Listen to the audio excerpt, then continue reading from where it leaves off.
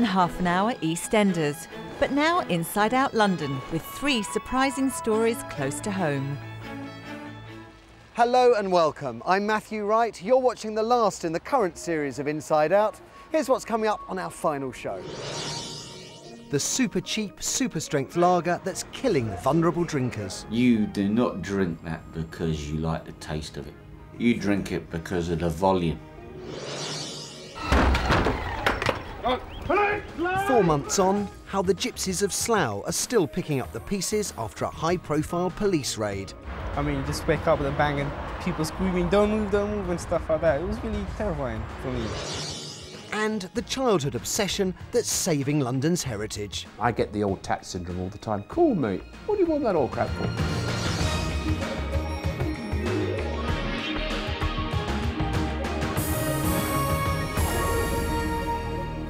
As a nation, we love a drink, though sadly, of course, not always in moderation.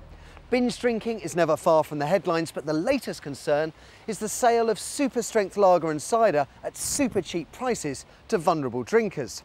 Now a campaign is underway demanding reform, and surprisingly, it's those at the sharp end, the drinkers themselves, who are calling for an end to the sale of cheap booze. I went to find out more.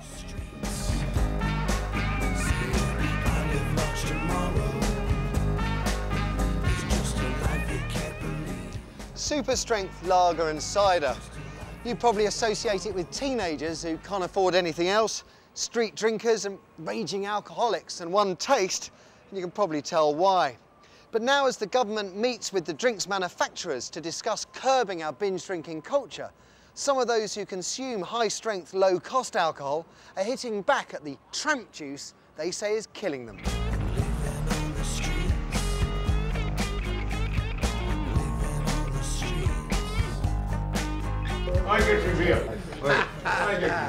In one London hostel, management say that 24 out of 30 deaths in 2 years were directly caused by super strength. They say the reason they are dying is that alcoholics are buying 9% proof lager and 7.5% proof cider at rock bottom prices and then spending all day binge drinking it in large volumes. Before moving to a hostel, Kevin lived for 6 years in a churchyard in South London. Even though he was destitute, he could still afford to drink 8 to 10 cans of super strength lager every day. You do not drink that because you like the taste of it. No, you just drink it. You drink it because of the volume. As soon as you see the volume... Yeah, that is why you're going to drink everyone's going to go... Yeah. So you just put a nought in there. Dr. Chris Alford is a specialist on alcohol and what it does to you, and he agreed to monitor my progress as I sampled a few tins of super strength. Even though I'm used to a tipple after 10 years in Fleet Street, I wanted to find out what the effect of high alcohol lager would be on me. So when you hit start, we've got to watch these bottom right. First, he had to test my reactions when sober. OK. Let's give it a go. Good luck.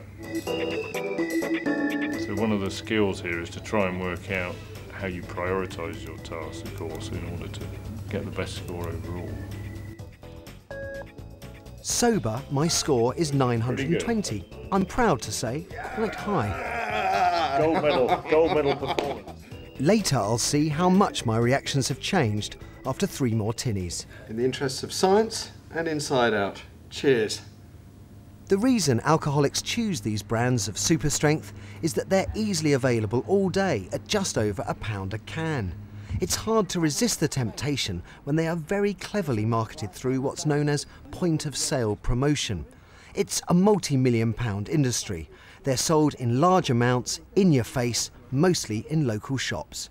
Numerous caseworkers who work with clients who are often alcohol dependent, skint and very ill have told us of a disturbing trend here in London, and that's of shopkeepers offering credit to vulnerable drinkers who then have to pay back what they've borrowed out of their housing or incapacity benefit with interest. It's local, it's informal and kind of invisible because it's not something that's generally known. I've heard of a situation where somebody wanted 1 can and was slowly persuaded to perhaps have 4 with a credit arrangement. But that resident will be paying back more than the cost of the lager. If you're short of cash and you want to get a drink, how easy is it for you to get a drink? You go begging. Hard? Well, I try. So how do you get the cash for that? I try and get it on tick. You can't just walk in and get it on tick. Yeah. But you've got to show some money in front of them. It's come up before. While we were filming, Derek, who is a hostel manager from Thames Reach, told us he was aware of a case where a client said he'd been receiving credit for the last 6 months. Come to light this week that one of our service users has been able to obtain credit from an off-licence near to us. He decided to visit the shop to challenge them. I don't know if you're aware, there is a project very near to here that works with older, vulnerable people. The manager seemed confused, but admitted he knew the drinker in question and said that he would speak to his brother, who owns the store, about ending the practice. Inside Out has also been told of at least 10 other shops in 4 different boroughs which have engaged in this credit practice. They're part of the community, so we'd like them to see their customers as people who shouldn't be exploited. Well, people talk about double vision. And Dr. Chris Alford is clear about what the consequences of prolonged hard drinking are. we know some of the health costs. Your liver can gradually pack up if you really become a chronic drinker, drinking many of these cans per day. And of course, the worst case, that can be fatal. It can also lead to depression and social problems. Now it's my task to sink several cans to see how I'll react to the super strength. One down, yeah, well done. Now I've had 4 times your daily recommended intake of alcohol, it's time to take the test again. Yep, it's kicking in. The killer can to come, or you Oh, you're God. No, you're not going to make it 3. I do have to eventually get home. 2. I think. I still think I'm going to do okay on the next test. What should we see? Okay. Okay. It's all yours. Right.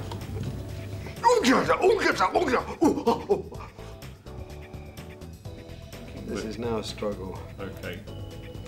After 3.5 cans of super strength, my score is 40% lower than when I was sober. Not bad. I didn't want to say too much there. I woke up at 3 o'clock this morning with the thought, where am I? I don't remember getting home from the test centre. I don't remember being at home or going to bed or taking my clothes off or pretty much anything else about last night. And what I know about today is I've been nursing the hangover from hell. The social side effects of super strength were of such concern to Westminster and Ealing councils that they persuaded large supermarkets to remove it from the shelves. They feel that street drinking schools will no longer congregate when these drinks aren't available. Why are you so sure it's high-strength lager that's the problem and not alcohol across the board? Basically because of the cans that are left lying around all over the place, and I think those particular individuals, who are some of the most vulnerable in our society, have got to a point in their lives and in their drinking whereby they have the need to drink strong lager for it to have any effect on them. In the Commons, an early day motion tabled by Battersea MP Martin Linton is calling on the government to curb the sale of super-strength lagers by taxing them at a higher rate. It has attracted all-party support. I would have thought any respectable brewer would stay a million miles away from super-strength lagers because, it just gives the whole of the drinks industry a bad name. The government insists work is going on behind the scenes to tackle our binge drinking culture, through meetings with the drinks industry and through a report to be published later this year. They told us, "The Home Office will consider regulatory change in future if necessary." The brewing trade is self-regulated by the Portman Group, who deal with any complaints about the marketing of alcohol. There's no reason really to suppose that these drinks don't have a legitimate market amongst responsible adult drinkers. Yes, they are also consumed by people with alcohol dependency problems. That doesn't necessarily mean that they are therefore irresponsible drinks that are irresponsibly marketed. But Jeremy Swain from Thames Reach insists it's the companies making super strength that are to blame.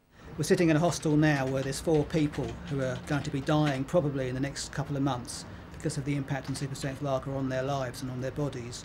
And until we can find a way of pricing these cans off the market, we're going to see this level of destruction and devastation.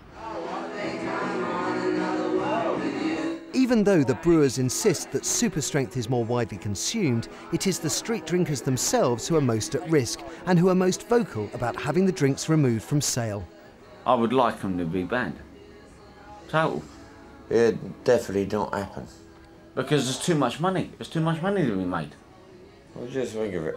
They couldn't give a toss what damage their products are doing to these individuals. As long as the pounds are coming in.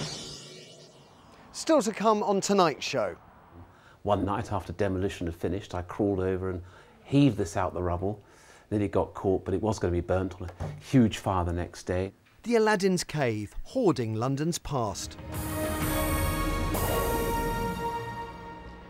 Of the many migrants from Eastern Europe to have arrived on our shores are the gypsies of Romania. And they've had a fairly low profile until a massive police raid in Slough earlier this year, following allegations of child trafficking and the running of Fagin-style gangs. 4 months on though, and little has come of these claims. But what that raid has done is seriously damage race relations in this corner of England. Tessa Dunlop has the story.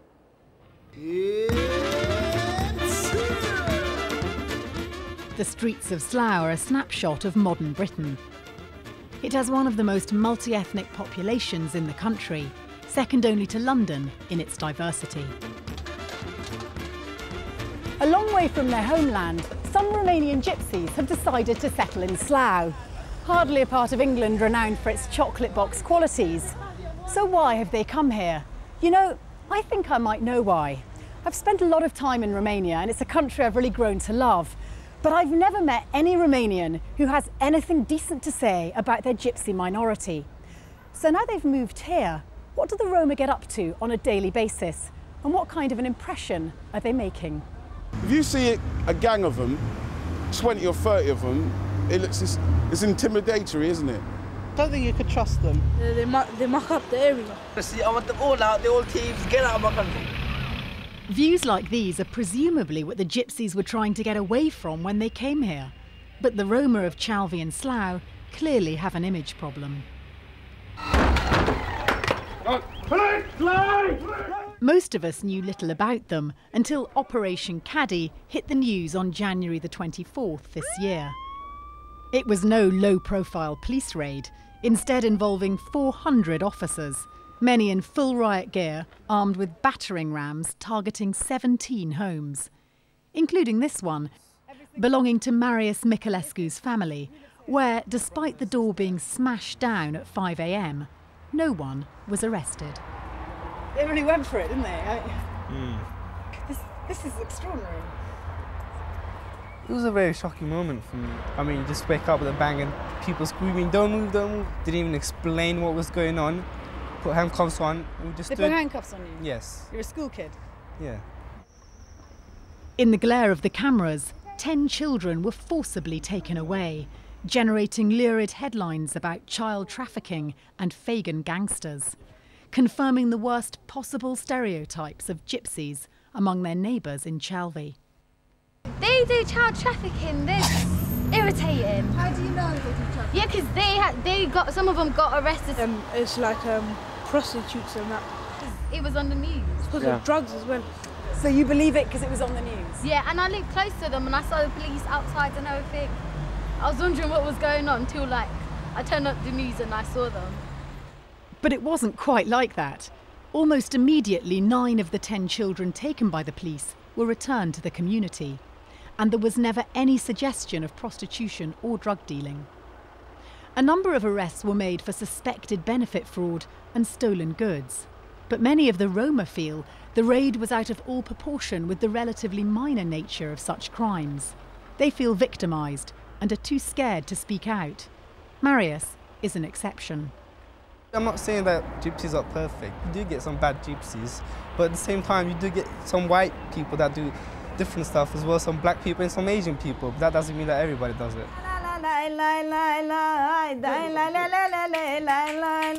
Marius's mum, Elena, keeps an open house. At any given time of day, her kitchen is full of a happily chaotic extended family, and even adopted strangers like me. How many children have you had? I have 5 children. Okay, and that for us is many children. Is that normal? Normal, 5, 6, 7, 10. 10? Yes. I'm like too much children. I'm like too much. Every gypsy like too much children. It's very important in your culture, yes? Yeah. The Miculescus arrived in 1999 when they were granted asylum. Since then, against many preconceptions, all their kids have gone to school. Grandchildren Del Piero and Norris will also go when they're old enough. He's only 3, so he doesn't speak Romanian and he doesn't speak English. So I can't speak to him at all because he speaks Roma, which is the Gypsy language. I don't know how to speak Gypsy language.